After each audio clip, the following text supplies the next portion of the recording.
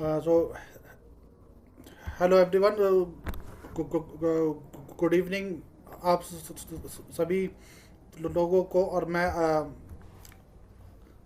आज की शाम में आपका दोस्त, आपका होस्ट, आप सभी लोगों का बहुत बहुत स्वागत करता हूं। और मैं अब जो हमारे आज के जो गेस्ट हैं, राजा पोलाड़ी साहब और जय वासु देवानी जी, मैं उनका भी स्वागत करता हूं। और मैं उनको बहुत बहुत धन्यवाद देना चाहूँगा कि उन्होंने बहुत ही शॉर्ट नोटिस पर उन्होंने जो हमारा इन्विटेशन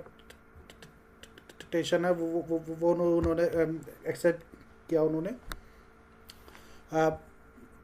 मोस्टली राजा साहब को तो और सभी लोग जानते ही हैं टीसा में। और जय सर को भी लोग जानते हैं। मैं फिर भी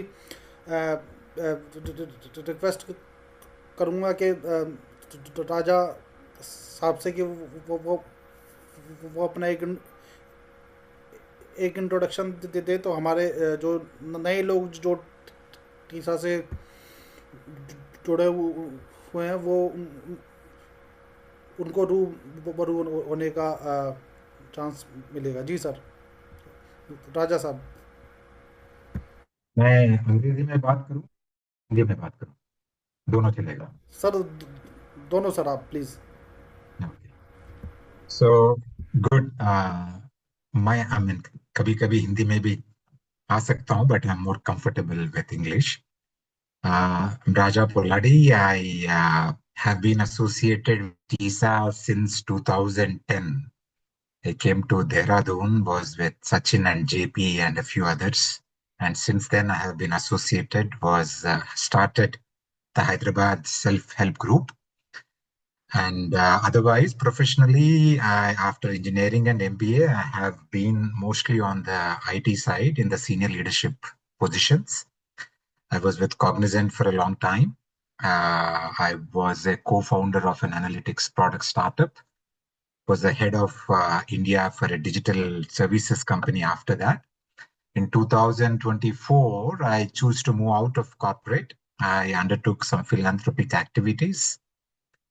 उसके बाद in 2025 February, I joined IIIT Hyderabad, International Institute of Information Technology Hyderabad. After maybe the first rung of IITs, it's one among the top 10 undertaking computer science related research.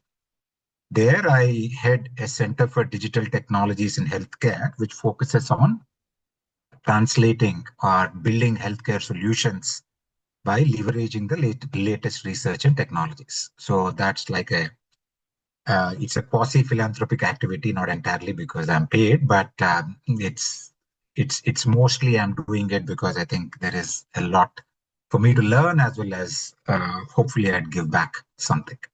So that's briefly about me. Right now I'm there, pretty interesting engagement. Eager to see whatever way I can help. I'd be more than glad. I'm a technologist at heart, but I'm always curious. I'd always want to learn. So you might sense a tinge of that orientation when I answer your questions as well. Yeah, thank you, Rahul. Thank you sir, आपका बहुत बहुत धन्यवाद। मैं जय sir से भी बात हुई थी। तो तो आई थिंक वो अभी वो पहुंच गए होंगे अपने होटल पर। वो तो उनसे उस वक्त बात हुई थी। वो उस वक्त ट्रैवल कर रहे थे वो उस Rahul, hello. जी। Can you hear yes. me? Yes sir, please.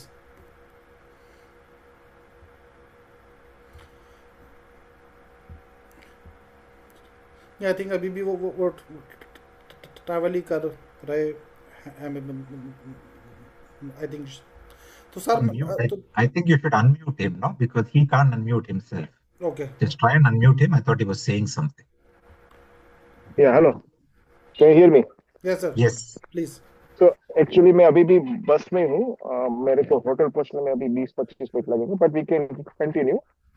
अगर आप लोगों को बैकग्राउंड नॉइस नहीं आ रही है तो आई कैन कंटिन्यू।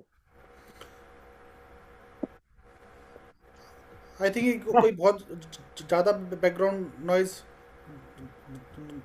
नहीं है, तो हम आप एक सर एक शॉर्ट इंट्रोडक्शन से स्टार्ट कर सकते हैं ओके ओके, इतने। जी yes no sir. No problem. So I will start with my introduction. My name is Jay Vasdevani, और मैं आई एम फ्रॉम अहमदाबाद। और मैं करीब 5 साल की एज से स्टेमरिंग कर रहा हूँ।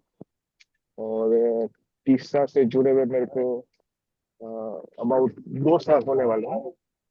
सो I'm still new with TISA, और by education I'm an engineer, computers engineer, and right now I have my own uh, company. The name of the company is Latitude Technolabs, and currently I have over 100 employees. So I have interviewed a lot of people in my last 16, 17 years, so I can be really helpful to you guys to on how what I can to talk about the other side, like what I look for when I interview. So I should be able to give you some good insights, and from my point of view, what I look for. So yeah, with that I'm done. Back to you. Uh, ठीक sir, thank you sir.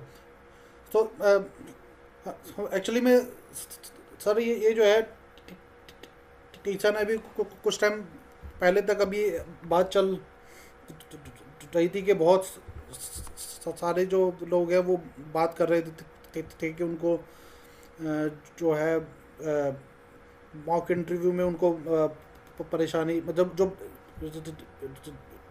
Real interview है वो उनको face करने में काफ़ी परेशानी आ रही थी। और जो है तो और इसके अलावा उनको ये भी कि मतलब इंटरव्यू के टाइम जो है सेल्फ डिक्लेरेशन करना चाहिए नहीं। तो इस पर आपका से जो पहले जो आपका जो पॉडकास्ट था उसमें आपसे इस पर बात हुई थी और आपने बहुत अच्छे से इस पर बताया था। तो अभी जब ये टीसा ने सर ये नया स्टार्ट किया है टीसा करियर ग्रोथ, तो इसमें हुआ ये है कि सर हम लोग जो जो जो है हमने जब लोगों के रिज्यूम में जो है वो हमने इकट्ठा करने शुरू किए, लोगों से बात करनी शुरू की, तो मालूम चला कि लोग जो है बहुत मतलब बहुत ज़्यादा नंबर्स में उसके ऐसे लोग हैंगे जो 20, 25, 30 हज़ार रुपए की जो सैलरी है वो उधर ही अटके हुए हैं। वो उससे आगे निकलने की कोशिश तो करना चाहते हैं, पर वो एक उनके मन में एक फेयर होता है कि एक स्टैमरर को जो है नेक्स्ट कंपनी एक स्टैमरर को एक्सेप्ट करेगी भी के नहीं। तो कैसे एक एक एक, एक जो 50,000 की जो एक सैलरी जिसमें बेसिक नीड जो होती है, सिर्फ जो दाल रोटी जो होती है वो वही उसमें मतलब हो पाए, तो कैसे मतलब एटलीस्ट सरी जो 50,000 वाली जो सैलरी है इस तक पहुंचा जा सकता है सर। राजा साहब प्लीज। तो ये पूछ सकते हैं क्या, मतलब लोग रिएक्ट करके आंसर कर पाएंगे, या ये थम्स अप करके या कुछ करके वो कर पाएंगे ना इसमें? बिल्कुल सर, बिल्कुल बिल्कुल। ठीक है, गुड। तो पहली बात, मैं जब ये क्वेश्चन सुना था तब ये डाउट था कि एम्प्लॉयमेंट के बारे में तो बोल सकते हैं, लेकिन ये इतना तनख्वाह कैसे मिलेगी, कैसा बोलेंगे बोल के एक डाउट आया था मुझे। तो 50,000 का ऐसा क्या सिग्निफिकेंस है जो 25,000 में नहीं है और जो 1 लाख में नहीं है? वो डाउट था, 50,000 किस हिसाब से। लेकिन बाद में लगा ये इतना डिफिकल्ट क्वेश्चन नहीं है, क्योंकि अभी मुझे लगता है कि ये व्हाइट कॉलर प्रोफेशन में जिस रफ्तार से चीज बदल रहे हैं दुनिया में, अगर आपको एम्प्लॉयमेंट में रहना है तो ये लो एंड जॉब में आप नहीं रह सकते, लो एंड जॉब शायद नहीं रहेंगे। ओके, तो ये 25,000 का जो जॉब है, वो जॉब सिर्फ ब्लू कॉलर जॉब में रहेंगे।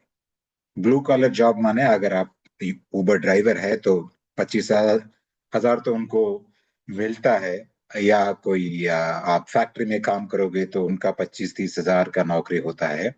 लेकिन ये व्हाइट कॉलर जॉब में जो है, आप जिस रफ्तार से चीज बदल रहे हैं, और आपको भी थोड़ा फॉरवर्ड थिंकिंग होना पड़ेगा, जिस रफ्तार से चीज बदल रहे हैं, ये 25-30 हजार के नौकरियां शायद ही नहीं होंगे।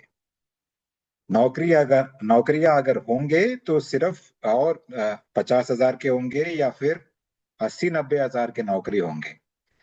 तो अगर आपको एम्प्लॉयड रहना है तो कुछ ऑप्शन ही नहीं है। आपको यही देखना है कि जैसे दुनिया बदल रही है, उस हिसाब से अगर आपको रिलेवेंट रहना है तो कौन से स्किल्स आपको आजमाना पड़ेंगे, जिस स्किल्स की वजह से, जिस नॉलेज की वजह से आप रिलेवेंट रह पाएंगे। ये शायद आपको आ, काफी अच्छा चांस है। ये 1 साल में होगा या 5 साल में होगा, वो बता नहीं सकते, लेकिन हम लोग सब नौजवान हैं, जहां तक मेरी ख्याल है, यहाँ पे जो अटेंड कर रहे हैं उन सबको ये ध्यान में रखना है कि अगर आपको नौकरी चाहिए, आप ये मत सोचिए कि ये 25,000 का नौकरी तो मेरे पास रहेगी, ये मत सोचिए आप। वो नहीं रहने वाली। या तो आप 60-70-80 में रहेंगे, या तो आपके पास जॉब नहीं होगा। वो दो ही ऑप्शन होंगे आपके पास। तो इसीलिए जो भी करना है हमको जल्दी करना है, हमको भी अपना रफ्तार बढ़ाना पड़ेगा। ऐसा नहीं है, और ये भी बोलता हूं कि ऐसा नहीं है कि दुनिया में जॉब नहीं है। मेरे ख्याल से लगता है, जब भी मैं सोचता हूँ, इतने सारे हैं जॉब्स, जो ये बोलूंगा कि मैं ये 25 से 50 हजार वाले जॉब शायद इंटरेस्ट बहुत कम लोगों को होता है, वहां पे कुछ रिटर्न भी नहीं आते। जो कंपनी को रिटर्न आएगी ना, ये व्हाइट कॉलर प्रोफेशन में, ये वो 50 हजार के ऊपर में ही ये कंपनियों को रिटर्न आएगी। सो आपको कैसा वहां पे जाना है वो अलग बात है, मैं जय साहब से भी सुनना चाहता हूँ, वो अलग बात करेंगे। लेकिन पहले मैं ये एक जबरदस्त स्टेटमेंट डालना चाहता हूँ कि आपको अगर एम्प्लॉयमेंट में रहना है, कुछ और तरकीब नहीं है, आपको सिर्फ अपस्किल करना पड़ेगा। वो 50 हजार के नीचे वाले जॉब तो नहीं रहेंगे व्हाइट कॉलर प्रोफेशन में। आप वो 1 साल में आएगा या 5 साल में आएगा, सिर्फ उसका क्वेश्चन रहेगा। लेकिन हम सब लोगों को अपस्किल करना जरूरी है, वो एक मैं बोलना चाहता अच्छा सर, सर जैसा कि अभी हमारे एक साथी अभी भी ऑनलाइन है, और उन्हीं से ही जब मैं बात कर रहा था तो इसका आइडिया मुझे मिला। गजेंद्र शर्मा जी, तो मतलब तो तो उनसे जब मैं बात कर रहा था तो उन्होंने ही बताया कि जो है एक ही कंपनी में बने रहना जो जो है क्या वो भी इसमें इसमें रुकावट है, क्योंकि उन्होंने का भी यही बोलना था कि अगर कोई कंपनी है उसमें 2-3 साल में अगर ग्रोथ नहीं मिल रही है तो क्या उधर से स्विच करके जो है जॉब ढूंढना है कि क्या ये ठीक है, क्योंकि मैं भी अभी जिस कंपनी के अंदर हूँ मुझे भी 3 साल उधर हो गए हैं उधर। तो मेरा ये मानना है कि आप में ये कंपनी में रहने में भी फायदा है, कंपनी बदलने में भी फायदा नहीं है।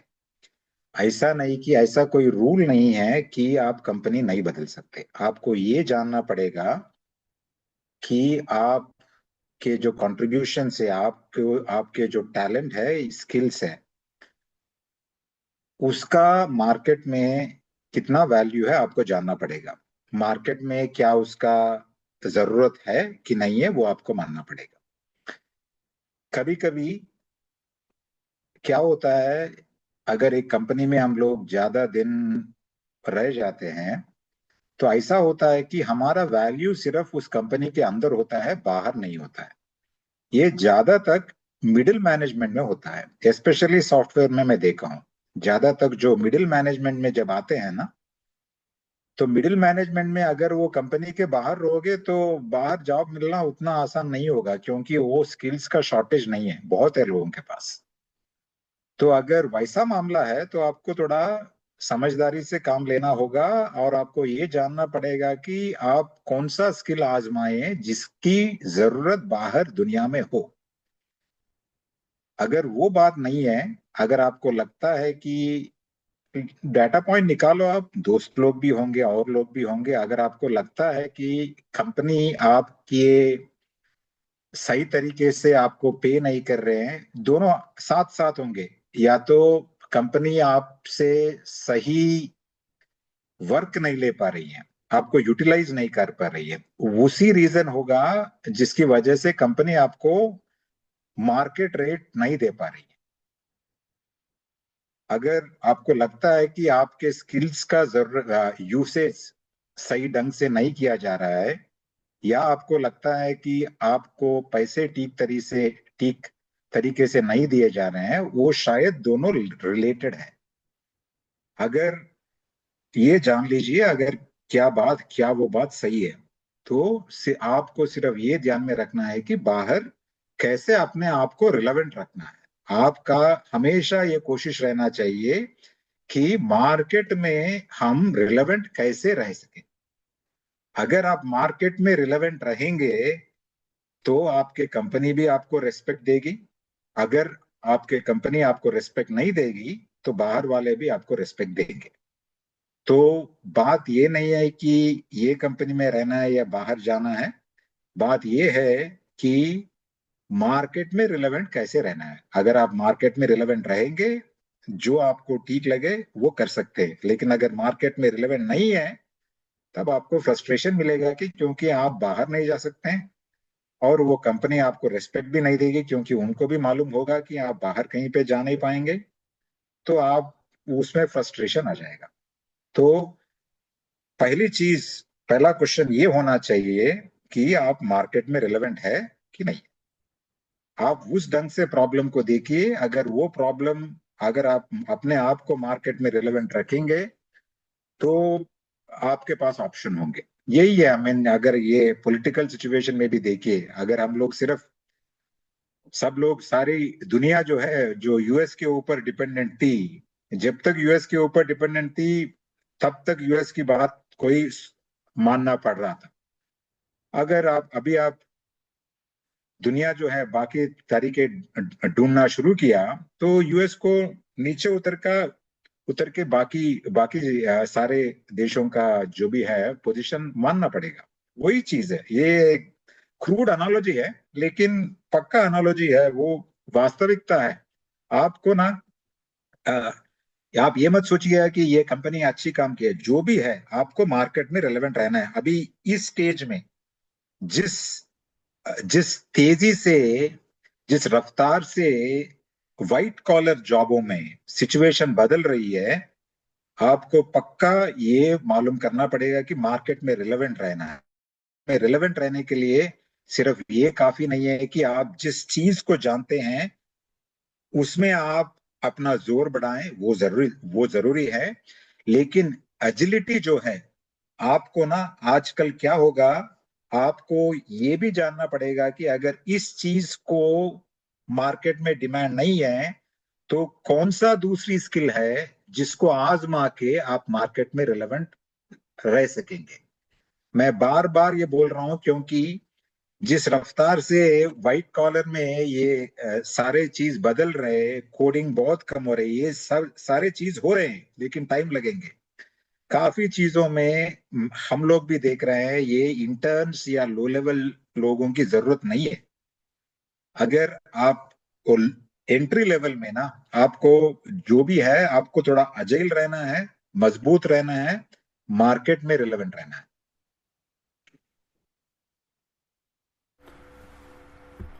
Thank you sir. आपने आई डोंट नो कि कितने लोगों को उनका आंसर मिला या नहीं, पर एटलीस्ट सर मेरे को तो जो जो है आंसर मुझे मिल गया। तो जैसे सर भी आई थिंक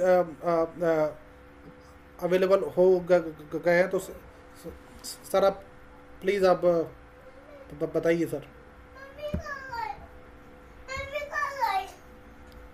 हाँ, सो मैं कुछ एक्सपीरियंस शेयर करना चाहूंगा इसके बारे में। सो सी आई मैं अपने फादर का एक्सपीरियंस शेयर करना चाहूंगा। So he is not, he is only 10th पास, राइट। तो उन्होंने अपनी पहली जॉब शुरू की थी। वो वहां पर उन्होंने मतलब उन्होंने इस पूरा इनका बिजनेस सीख लिया था धीरे धीरे। और ही स्लोली 3-4 साल में he was like a right hand. और इनको इतना उन पे उनको भरोसा हो गया था, तो they gave him partnership as well. Okay.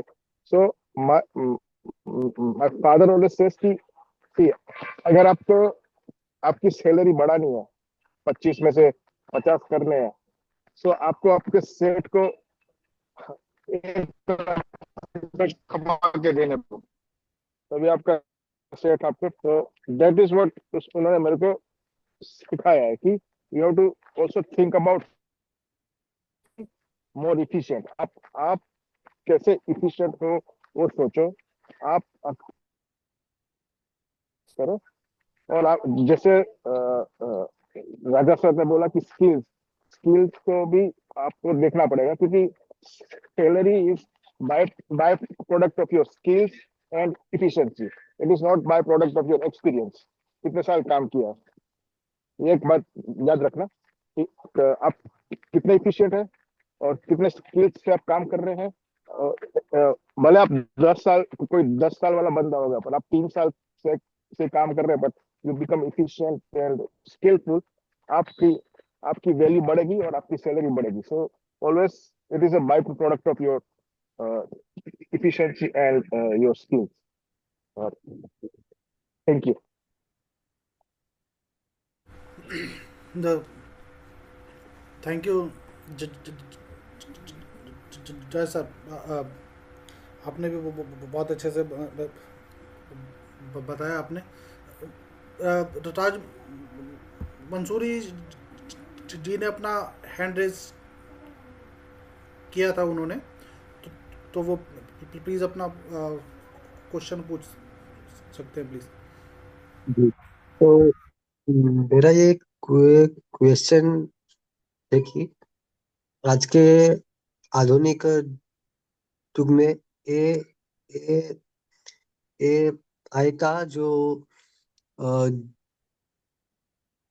अ, जो कोरा है एंड युग है, उसकी वजह से जो काम है, डेवलपमेंट वर्क है, वो काफी फास्ट होता है।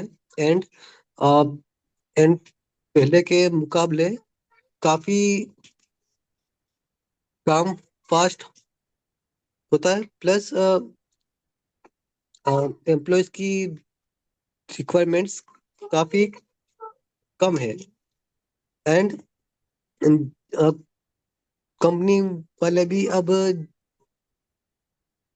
यही प्रिफर्ड करते हैं कि एम्प्लॉय है वो ए ए ए आई से फटाफट काम करवा के दे दे। बट इंटरव्यू में हमें खुद से ही कोडिंग करना है। तो जब हम कंपनी में ए आई से काम करवाते हैं तो हमारी स्किल्स डेवलप नहीं होती है। बट इंटरव्यू में सिर्फ स्किल्स ही बेटर करती है। तो कैसे इस चीज को डील कर सकते हैं। एंड अनएम्प्लॉयमेंट जो बढ़ी है ए आई से, उस पर मतलब कैसे वर्क कर सकते हैं जी। तो एक है, तो अभी जो सिस्टम है, आपने सही बोला है, एआई की वजह से स्पेशली सॉफ्टवेयर फील्ड में, बाकी सारे प्रोफेशनल फील्ड में भी चेंज बदलाव आ रहे हैं, सॉफ्टवेयर फील्ड में तो पक्का बदलाव आएगा। थोड़ा टाइम सारे लोग देख नहीं पा रहे हैं, वो आ जाएगा थोड़े टाइम में, 1 साल लगे या 5 साल लगे। आपने ये पूछा कि एआई से लोग काम कराएंगे, लेकिन ये आपने ये बात की जिक्र की, एआई की वजह से जॉब छूट जाएंगे क्या? मेरा ये मानना है कि एआई के वजह से जॉब बदल जाएंगे, छूट नहीं जाएंगे। अभी आप जो कर रहे हैं शायद आगे आप वो नहीं कर पाए, आगे आपका डिमांड कुछ और चीज करने को होगा। अभी आप, जैसे आप बैलगाड़ी में जा रहे हैं 5 किलोमीटर या 10 किलोमीटर की स्पीड पे, आपके पास मोपेड आई है, तो आप 30 किलोमीटर स्पीड से आप चलेंगे, और आपके लोग आपको बोलेंगे कि आप बैलगाड़ी से एक गांव से दूसरा गांव तक जा पाएंगे। अभी आप लोग बोलेंगे कि आप एक शहर से दूसरे शहर चले जाओ। तो आपके ऊपर डिपेंड होंगे वो। मैं नहीं समझता कि ये स्किल्स खत्म हो जाएंगे या जॉब खत्म हो जाएंगे। एटलीस्ट अगले 5-10 साल में तो नई नई कम होंगे, लेकिन ये जो नेचर ऑफ द जॉब जो है वो बदलने का आ, काफी क्या बोलते हैं स्कोप है उसका, राइट? वो एक बात है ना। दूसरी बात आपने बोला कि अगर आप ये यूज करेंगे, अगर आपको कोडिंग करनी है तो ये यूज करके कोडिंग कराने की जिक्र किया जाती है, वो एक इम्पॉर्टेंट स्किल है। वो मानना, वो शायद बहुत ही आपको पॉजिटिव स्किल होगा अगर आप एआई को यूज करके अच्छा कोडिंग या अच्छा प्रोडक्टिविटी दिखा पाएंगे। लेकिन इंटरव्यू में उसका टेस्ट किया नहीं जाता, क्योंकि अभी इंटरव्यू करने वाले उतने स्मार्ट नहीं हुए, उन्होंने ये अभी तक ये टेक्निक नहीं आजमाए जिससे कि वो जान सके कि आप एआई को कितनी अच्छी तरह से यूज कर पाएंगे। और काफी लोग एआई को जानते भी नहीं है, तो अभी इंटरव्यू सिस्टम उतना एडवांस हुई नहीं है। और ये भी है कि अगर आपको एआई से कोडिंग करानी है तो पहला आपको इतना स्किल तो होना चाहिए कि कोडिंग कैसे की जाती है, तभी आप ये यूज करके अच्छा कोडिंग कर सकते हैं, अच्छा कोडिंग करा सकते हैं। तो इसकी वजह से जो सिस्टम है उसमें गलती नहीं है अभी, जो क्योंकि ये यूज करके कोडिंग करने वाले शायद 5-10% हो, काफी लोग नहीं है। अगर उन्हीं को उन्हीं को हम टैप नहीं कर पाएंगे तो जो सिस्टम है, जो टेस्टिंग है वो ठीक है, लेकिन वो गलत नहीं है। क्योंकि मुझे ये मानना है कि अगर आपका फंडामेंटल्स, काफी हद तक हमको ये प्रॉब्लम होती है कि लोगों को फंडामेंटल्स ठीक से नहीं आते हैं और लोग आगे निकल जाते हैं। जब आपका फंडामेंटल्स ठीक नहीं हो और आप आगे निकलना चाहते हो तो गिर जाएंगे। आप फाउंडेशन पक्का रखना पड़ेगा। अगर आपका फाउंडेशन सही हो तो बिना ये यूज करके भी आप अच्छा काम कर पाएंगे, और इसके बाद ये यूज करेंगे तो आप और भी बढ़िया काम कर पाओगे। क्योंकि ये का एक डेंजर ये है कि ये इतना ज्यादा कोड जनरेट करेगा, अगर आपको मालूम नहीं है कि वो कोड सही है कि गलत है तो आप गिर भी सकते हैं। तो आपको वो बेसिक स्किल जो है वो जानना बहुत जरूरी है, वो अभी भी बहुत रिलेवेंट है और रिलेवेंट रहेगा। जे साहब बोलना चाहते हैं कुछ?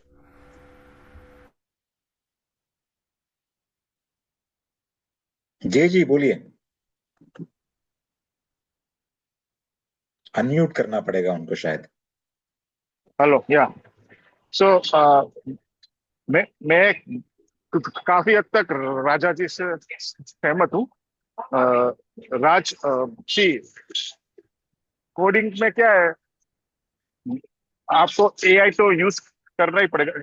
इसके पहले आप लोग कोडिंग करते थे गूगल में सर्च करके, जो आपको रेडीमेड कोड मिलता था उसको यूज करके पहले आप करते ही थे, राइट?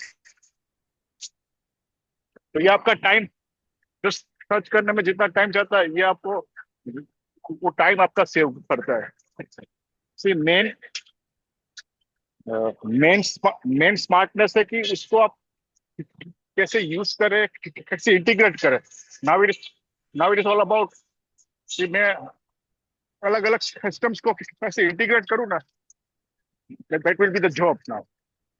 तो एआई की वजह से आपकी जॉब नहीं जाएगी, बट लाइक यू सेड कि आपकी जॉब की प्रोफाइल चेंज हो जाएगी। सो मेरा मेरा मानना है कि अभी सारी जॉब्स में जहां पर आप कंप्यूटर यूज कर रहे हैं, कोई भी जॉब में, वहाँ एआई के बिना आप आगे नहीं बढ़ पाओगे। आपसे एआई का यूज करने को बोला जाएगा। सो अगर आप कोई भी जॉब में हो, कंप्यूटर्स जहाँ यूज कर रहे हो, एआई सीखना शुरू करो। और एआई की वजह से आपकी इफिशिएंसी बढ़ेगी तो सैलरी भी बढ़ सकती है। तो उसको आप अपना फ्रेंड मानो, उसको अपना दुश्मन मत मानो। हम लोग अभी, हमारे सारे के सारे employees, they all use AI. AI is like a most important thing they have to use, because उसकी वजह से आपका टाइम बचता है। और टाइम, हमारे फील्ड में टाइम इज ऑल्सो मनी। सो ये बहुत बहुत इंपॉर्टेंट है। Okay, thank you.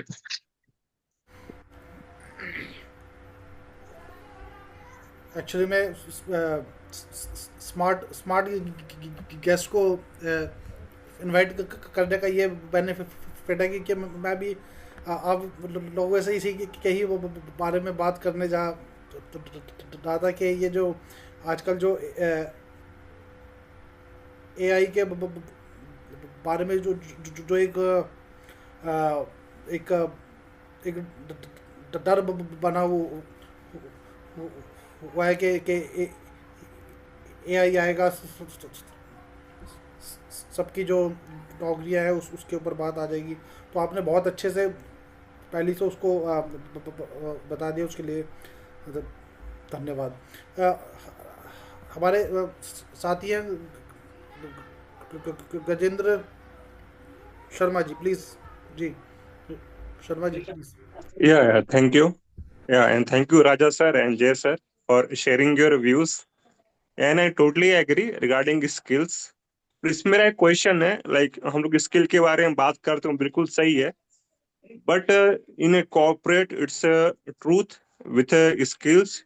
You need a proper communication skills. जैसे हम लोग अपने टीम मेंबर के साथ अच्छे से बात कर सकें, we can convince our managers or someone we are interacting with. So for a stammerer to grow in a company, like what he can do for personality development or to develop his communication skills. So that is my question. तो एक चीज मैं ये बोलना चाहता हूँ, and you asked me in English, so let me just get back, right? I think let's first, I think sometimes the stammering takes so much of our attention, right? We are just bogged down by that.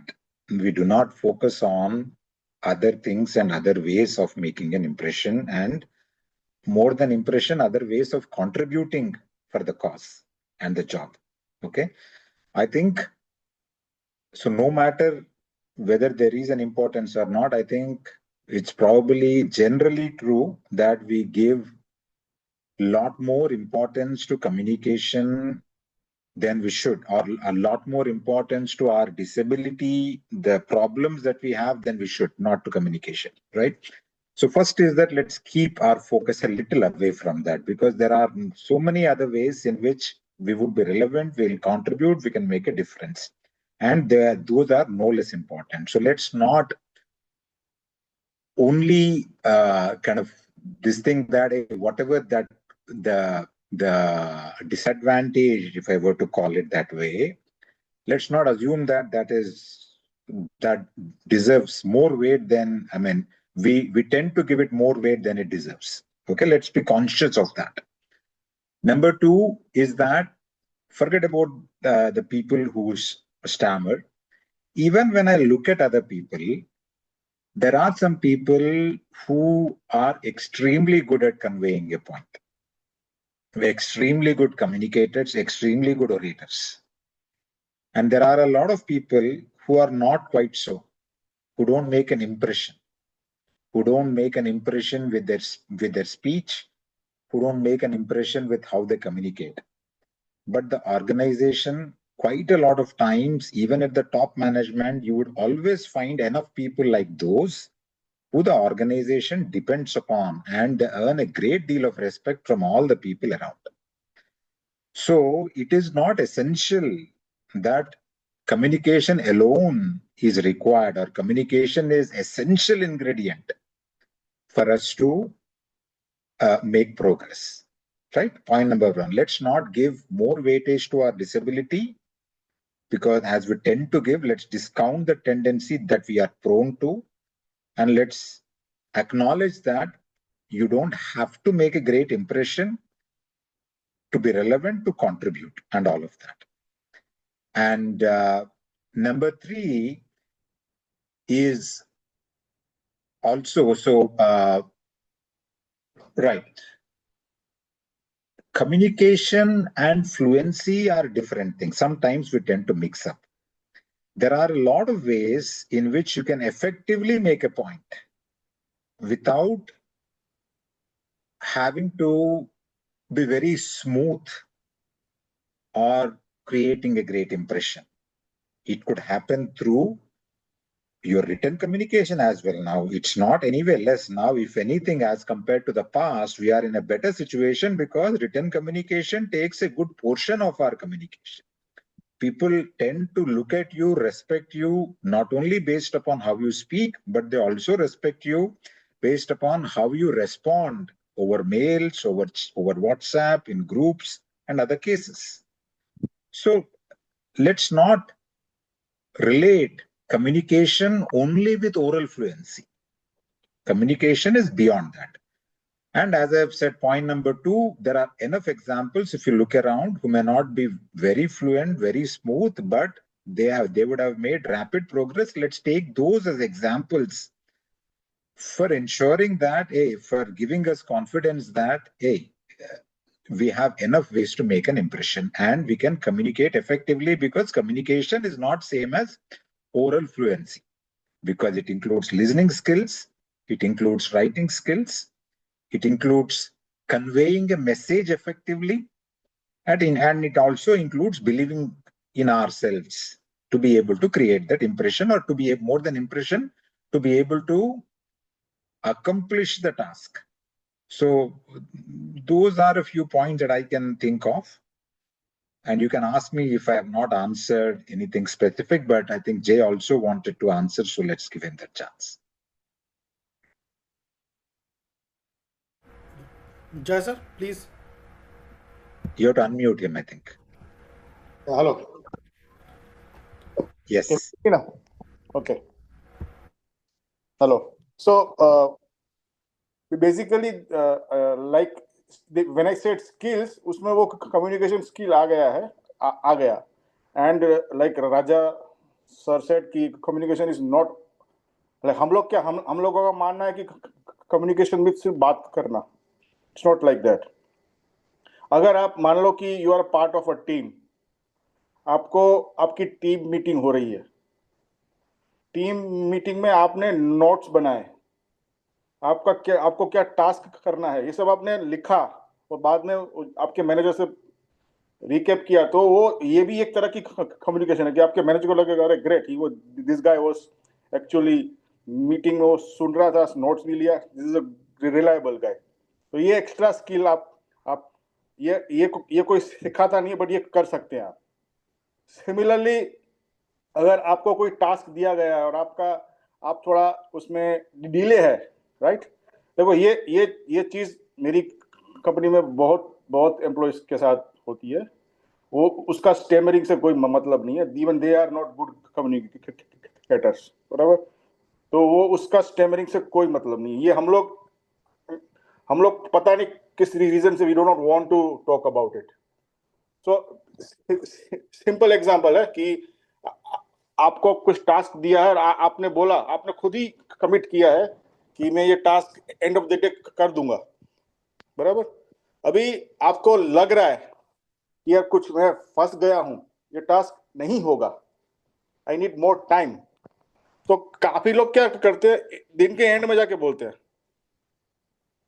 कि मेरा ये task नहीं होगा. But better communication क्या है, जब जैसे आपको पता चला कि दिस विल टेक टाइम, तुरंत आप अगर बता दिया आपके मैनेजर को, तो उसको भी लगेगा चलो ठीक है, ही ऑलरेडी कुछ हुआ होगा इसलिए टाइम मांग रहे हो, तो टाइम भी दे देते हैं. बट आप लास्ट में बोलते हो ना, तो एक आपकी इंप्रेशन खराब होती है, यार ये तो लास्ट में बोल रहा है और मैं अपने कस्टमर को क्या बोलूंगा. So all those things are very important. ये छोटी चीज है, बट अगर आप ये इनकलकेट करोगे आपके जॉब में कि ये कम्युनिकेशन आपके टीममेट से करो, एकदम आपका क्या रोल है, आपका क्या टास्क है, आपको पता होना चाहिए. तो ये अगर एक और चीज मैंने देखी है, मतलब आई हैव ऑब्जर्व दिस, और ये मेरी कंपनी में भी होता है. कुछ भी टास्क आता है ना, तो वी नेवर आस्क क्वेश्चन. हम लोग कभी पूछते ही नहीं. ये स्टेमरिंग के वालों के लिए, जो स्टेमरिंग नहीं करते वो भी ऐसे ही है. तो सिंपली उनको एक लिस्ट मिली है, सिंपली स्टार्ट कर दिया. फिर वो टास्क जो उसने जो बताया गया, वो उसने कुछ और समझा, बताया गया ए, उसने समझा बी, और जब लास्ट में टास्क चेक किया तो मैनेजर ने बोला अरे मैंने तो तुझे ये बोला था, तूने ये कर दिया. तो ये चीज आपकी यहीं पर आपका ये नेगेटिव हो गया. आपने काम किया 8 घंटे, नो डाउट, आपने मेहनत की, नो डाउट, बट आपने क्वेश्चन नहीं पूछा आपको कि मेरा जो इंटरप्रिटेशन वो करेक्ट है कि नहीं है. आप ये चीज आपकी कंपनी में ऑब्जर्व करना. भले आपसे स्किल में थोड़ा कम हो कोई बंदा, पर वो अगर ऐसे कम्युनिकेट कर रहा है, क्वेश्चंस पूछ रहा है, तो वो उसकी सैलरी आपसे बढ़ेगी. तो ये चीज आपको कम्युनिकेशन इज नॉट ओरल, आपको बहुत कुछ उसमें आता है. वही मैं बता रहा हूँ कि इवन सर ने बोला कि एक ईमेल लिखो, ईमेल भी लिखना, आपको प्रॉपर ईमेल लिखना आना चाहिए. हाँ, वो भी एक स्किल है. आप अगर आपकी टीम के साथ स्लैक पे, टीम्स पे, या कोई भी सॉफ्टवेयर में, व्हाट्सएप पे चैट कर रहे हो, वो भी एक स्किल है कि आप क्या चैट कर रहे हो। हम लोगों को हमारे कल्चर में हम लोग थैंक यू, प्लीज, सॉरी बहुत बोलते ही नहीं। But if you work with western other cultures, they start with, आपको कुछ भी बोलेंगे ना,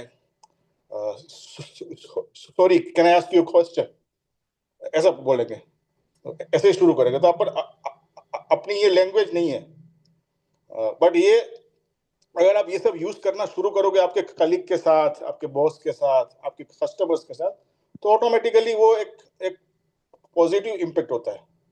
आपको जैसे मैंने बताया था कि आपकी वैल्यू कंपनी में आपको बढ़ानी है। अगर वैल्यू बढ़ने के बाद भी आपको कंपनी अप्रिशिएट नहीं करी, then it is time to change the job. But आपको पहले वो लेवल पे जाना है। सो उसके लिए stammering is not the issue. Issue is कि आपको ये खुद देखना है कि मैं और क्या कर सकता हूँ, कैसे मैं अपने आप को इम्प्रूव कर सकता हूँ, क्या और कंट्रीब्यूट कर सकता हूँ। तो ये चीजें बहुत इंपॉर्टेंट है। ये हमको लगता है ये क्या, मैं तो काम तो कर रहा हूँ मैं 8 घंटे यार, कोडिंग कर रहा हूँ, ये कर रहा हूँ, वो कर रहा हूँ, but those are important. But ये भी इम्पोर्टेंट, अगर एक और एग्जांपल बताता हूँ कि अगर आपको सैलरी इंक्रीमेंट चाहिए, आप डिजर्व करते हो, आपको पता है अंदर से कि मैंने एक काम किया, पर कभी कभी हम लोग अपने मैनेजर, अपने बॉस के साथ बात ही नहीं करते। वो मेरा बॉस जब खुद ही देखेगा, ही इज वेरी हैप्पी, बढ़ाएगा, ऐसा होता नहीं है रियल वर्ल्ड में। आपको मांगना पड़ता है।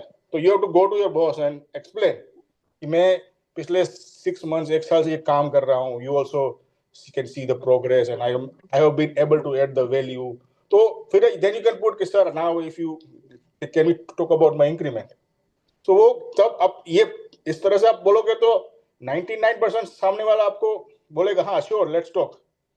तो ये चीजें आपको कई बार हम लोग एक वेट करते हैं कि चलो ना ये लोग सामने से बोलेंगे, सामने से कोई नहीं बोलेगा।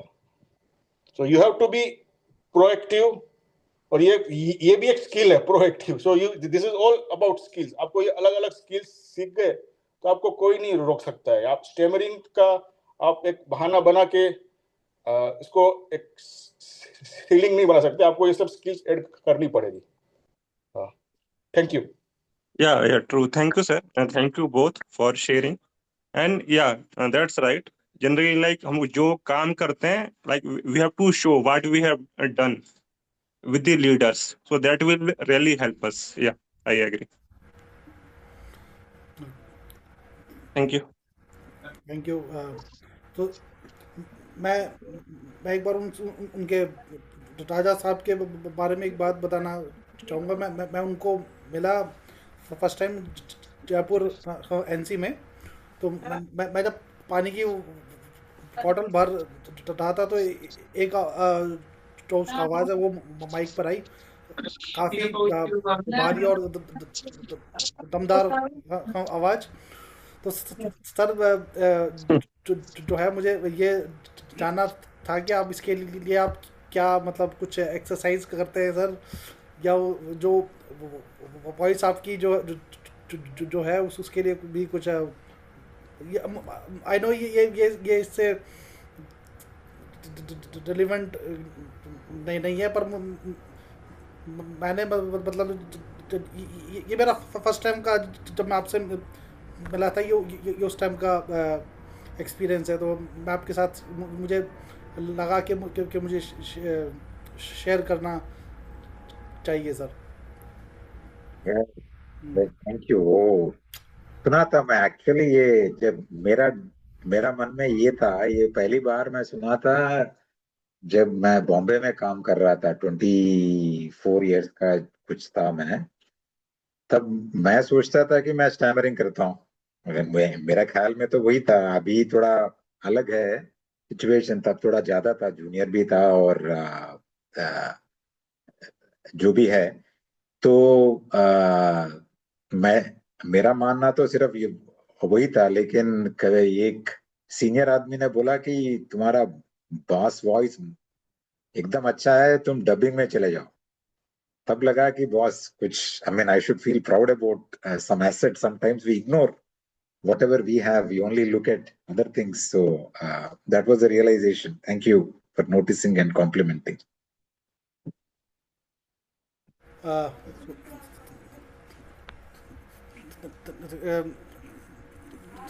Thank you everyone. अच्छा, अगर मैं लास्ट नोट पर मैं उनसे जय सर से और राजा साहब से अगर वो कुछ ऐसा हो जो वो शेयर करना चाहे, उनको लगता है कि ये वाला पॉइंट रह गया था, तो प्लीज़ आप लोग कर सकते हैं शेयर प्लीज़। आई मीन ये जय साहब ने एकदम बढ़िया कमेंट दिए हैं, मुझे बहुत मस्त लगा उनका ऑब्जर्वेशन सुन के। They came from experience. I wanted to double down on one of the things, right. उसने एक चीज बोला है कि अगर आपका काम नहीं होती है, राइट, अगर आप किसी डेट तक काम खत्म करने का कमिटमेंट दिया, अगर आप नहीं बोलते हैं कि आप स्लो हो जा रहे हैं, तो वो भी that is also part of communication, right. We don't realise that sometimes this happens a lot of times, and it probably happens more in software than in other things. I don't know why. Maybe sometimes I hear someone is scared or someone is not there. Look at this as an ownership. अगर आप ये इतना तो हम सबको professional behaviour में जानना चाहिए कि जब हम किसी चीज का हम कुछ काम नहीं कर रहे हैं, ये हमेशा कोई भी एम्प्लॉयर देखता है कि जो भी अपना एम्प्लॉई है, जो भी अपने साथ काम कर रहा है, वो अपने चीज को ओन कर सके। ओन कर सके मतलब वो समझिए कि ये मेरा काम है, मुझे करना है, जितना तक मैं रिस्पॉन्सिबिलिटी लिया उतना तक रिस्पॉन्सिबिलिटी निभाना है, और वो टाइम से निभाना है, और किसी वजह से वो टाइम से नहीं निभा पाया, मैं अपनी तरह से पूरी कोशिश करूं। अगर फिर भी नहीं होता है तो मैं रिस्पॉन्ड करूं, क्योंकि बाकी लोगों का जो कमिटमेंट्स है, इस कमिटमेंट के ऊपर डिपेंड हो जाएंगे।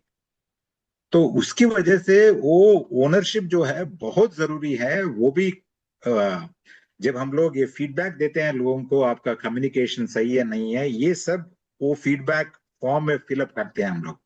वो कम्युनिकेशन की अगेंस्ट में ये सब फीडबैक होता है कि आप जब सही चीज नहीं जा रहे हैं तो आपको बोलना था, आप नहीं बोलते हैं। जब आपको कुछ चाहिए होगा, तो जब मैं जाके पूछता हूँ कि कुछ आपको चाहिए क्या, वो आदमी तब बोलता है। उसके पहले क्यों नहीं बोला? उसके पहले भी तो वो मेरे पास आके पूछ सकता था कि मुझे ये चाहिए। वो काफी सारे चीज हम लोग कम्युनिकेशन में इतना फीडबैक देते हैं। वो ओरल फ्लुएंसी या ओरल वे ऑफ कम्युनिकेटिंग सिर्फ एक चीज होती है, वो ओनरशिप जो है वो बहुत बड़ी चीज है, राइट। सो वो एकदम जे साहब ने सही पकड़ा, सही बोला वो। और जनरली मैं ये दो चीज बोलना चाहता हूँ कि आज का दुनिया, शायद मैं ऐसा लगे कि कुछ बहुत ऊपर ऊपर बोल रहा हूँ, क्योंकि मैं आजकल ये काफी सारे दैवोस के स्पीच और काफी सारे चीजों को फॉलो कर रहा हूँ। ट्रिपल आईटी में हो तो ऑटोमेटिकली ये जिस रफ्तार से चल रही है उसको ध्यान में रखते हुए हमको वो देखना है। हमारे लिए भी, मेरे सेंटर के लिए भी, हम लोग जब रिक्रूटमेंट का कोशिश कर रहे होते हैं, हम लोगों का ये मानना है, मेरे पास मेरा चीफ टेक्नोलॉजी भी है, वो भी एकदम बढ़िया आदमी है।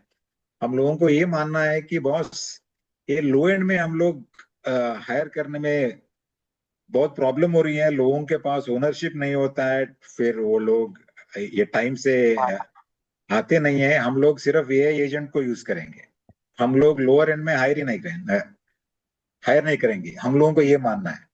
तो अभी ये सब लोगों को ये जानना पड़ेगा कि जो बेसिक स्किल्स के साथ अगर आप जॉब निभा रहे हैं, जिस रफ्तार से थिंग्स बदल रहे हैं, वो बेसिक जॉब्स नहीं होंगे। ये हर जगह पे हो रहा है। ये इंडिया में स्पेशली काफी सारे सॉफ्टवेयर जॉब जो एंट्री लेवल में या 2-3 साल में होती है, अगर आप तेजी से ओनरशिप दिखा के, लर्न करके, अपस्किल करके, अगर आप वो जो है कमिटमेंट नहीं दिखा पा रहे हो, तो ये हो सकता है कि डेंजर ये है कि आपका जरूरत ही ना हो वो कंपनी को। काफी हद तक हो सकता है। क्यों ये एक एक सेविंग ग्रेस ये है इंडिया में कि वो इतने सारे लेवल होते हैं सॉफ्टवेयर कंपनी में, वो काफी हद तक अपना मैनेजर या मैनेजर को भी मालूम नहीं चलता है, वो लोगों को भी एआई का अंदाज नहीं है। तो इसकी वजह से आप अभी जो है वो एआई का जो प्रोडक्टिविटी या जो भी है उसका स्ट्रेंथ मालूम होने में थोड़ा टाइम लगेगा यहाँ, हमारे यहाँ पे। लेकिन हम लोगों को वो सब निकाल के अपस्किल करना है, बहुत जरूरी है। वो लोअर एंड जॉब्स नहीं होंगे, हमको जॉब होंगे तो सिर्फ 1 लाख या ऊपर के जॉब होंगे। हम लोगों को उस चीज के लिए तैयार होना है। अभी से आप जान लो कि मुझे 1 लाख का सैलरी चाहिए, तो क्या करना है उसी जॉब के लिए आप ट्राई करो, क्योंकि ये 25,000 वाले या 50,000 वाले जॉब नहीं होंगे आगे आगे। आप उसी चीज का ट्राई करो। आप उसके लिए आपको अपस्किल करना होगा, ओनरशिप लेना होगा और एजिलिटी दिखाना होगा। आपको ये नहीं मानना होगा कि अरे यार मैं अपने तरफ तो खुश हूं, अच्छा काम कर रहा हूं, लोग भी अप्रिशिएट कर रहे हैं। नहीं, आपको एजिलिटी बहुत जरूरी है। आप एक चीज से दूसरा चीज में जंप करने का आपको वो साहस करना चाहिए, एबिलिटी भी होना चाहिए। एजिलिटी इंपॉर्टेंट है। आप अपने वो क्या क्या बोलते हैं, फ्रॉग इन द वेल जो बोलते हैं ना, don't be happy with where you are, be ready to kind of acquire new skills. That should become a way of life. We need to constantly acquire new skills, even if you are appreciated by your company, appreciated for the job that you are doing right now. So वो 3 चीजें हैं: ownership, agility and upskilling. Wonderful sir, wonderful. चाहे sir भी कुछ please हाँ, sir. मैं कुछ बोलना चाहूंगा कि जो अभी राजा सर ने बोला ना, उसको एक उसका वर्ड है अकाउंटेबिलिटी। वो एक बहुत इंपॉर्टेंट होती है।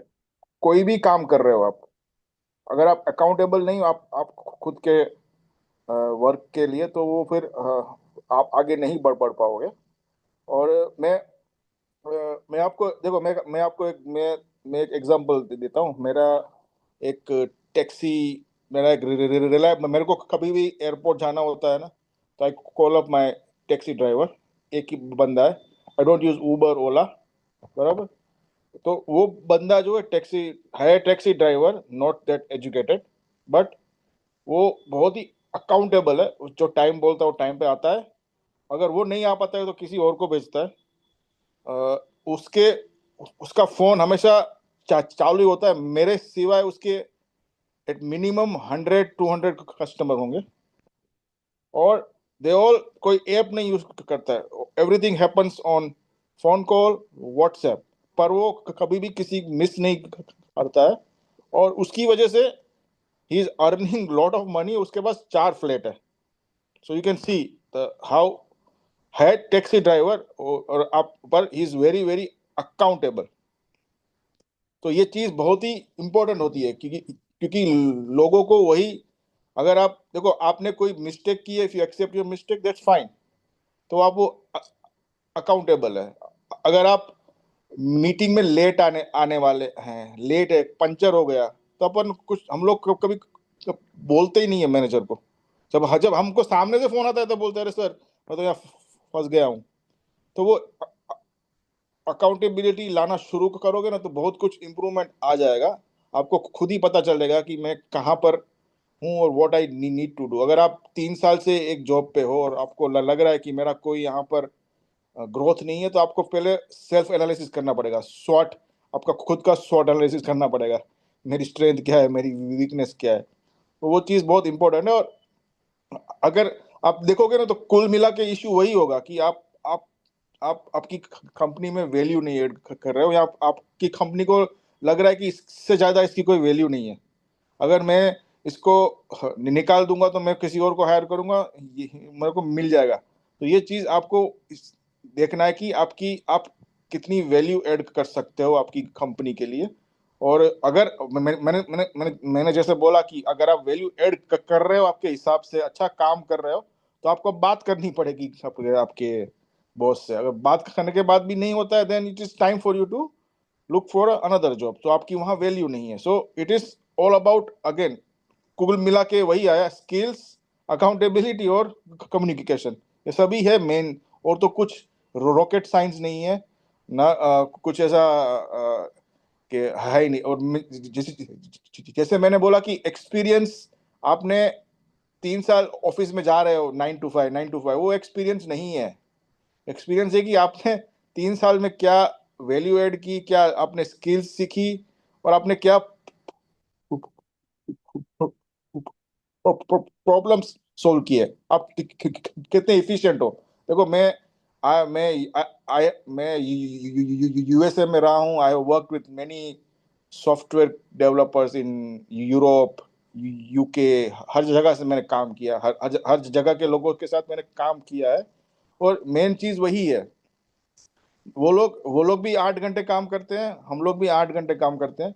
और वो लोग 5 डे वीक करते हैं, हम लोग 6 डे वीक करते हैं। पर वो 5 डे वीक में जो काम करते हैं, they are very very efficient. उनको पता है कि हाँ, मेरे को इस तरह से काम करना। दे आर वेरी, मान लो कि आपको कोई टास्क दिया गया है जो आपको पता है कि 8 घंटे का है, पर हम लोग क्या प्लान नहीं करते, हम लोग लिखते नहीं है कि ये टास्क करने के लिए व्हाट इज माय, हम लोग सोचते नहीं है, सीधा काम चालू कर देते हैं। वो सब चीजें मेरे को बहुत कुछ सीखने को मिला वहां से। वो सब जो अकाउंटेबिलिटी, इफिशिएंसी, वो सब सीखने को मिला। और मैं हमेशा यही बोलता हूँ कि एवरेज इंडियन प्रोग्रामर और यूएस का एवरेज प्रोग्रामर, अपना Indian programmer is way way smarter, but because उसके पास वो इफिशिएंसी नहीं है, कम्युनिकेशन नहीं है, दे आर बिहाइंड, और कोई रीजन नहीं है। तो उस पे ही यही एक इश्यू है अपने कंट्री का कि we are not efficient. So अगर हम सब लोग इफिशिएंट बन जाएंगे ना, तो we will actually do well. So yeah, with that I'm done. Anybody has any question?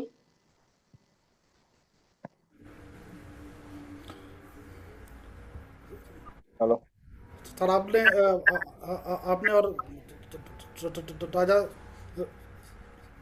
साहब ने ऑलरेडी बहुत स्मार्टली और बहुत अच्छे से वो भी क्वेश्चन का आंसर दिए जो हम लोग पूछने जा रहे थे। सो विद अभी जो हम लोग अभी बात कर रहे थे, तो कि हमें बात करनी चाहिए, तो बात करने से सही विद एंडिंग नोट तो अंबर खरबंदा जी का कुछ लिखा हुआ है। मैं उसके साथ ये जो आज का जो खूबसूरत सेशन है, इसको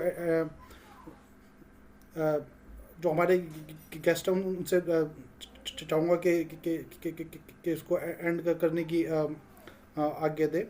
तो ये कुछ लाइन ऐसे है: मुश्किल को समझने का कोई रास्ता निकल आता, मुश्किल को समझने का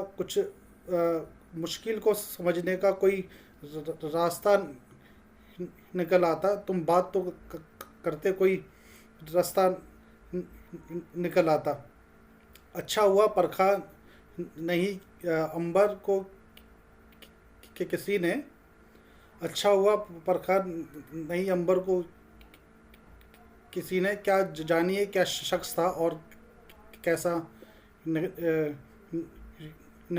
निकल आता। तो इसी नोट के साथ थैंक यू राजा साहब। आपको सचिन सर का जो हमारा पिछला पॉडकास्ट था, तो उन्होंने देखा उसको, तो उन्होंने आपके लिए कहा उन्होंने कि राजा साहब वो आदमी है कि अगर आप उनको 20 बार भी इनवाइट करेंगे तो वो 20 बार आएंगे। वो नाम के तरह उनका दिल भी राजा ही है उनका। तो आप उनको जब भी आप उनको बार बार बोलेंगे तो वो बार बार आएंगे। जय वासुदेवानी सर का भी बहुत बहुत धन्यवाद कि वो इतना ट्रैवल करते हुए वही भी उन्होंने हमसे बात की। जी sir. No problem, thank you for inviting. Thank you. Thanks a lot. Thank you. Yeah, thank you.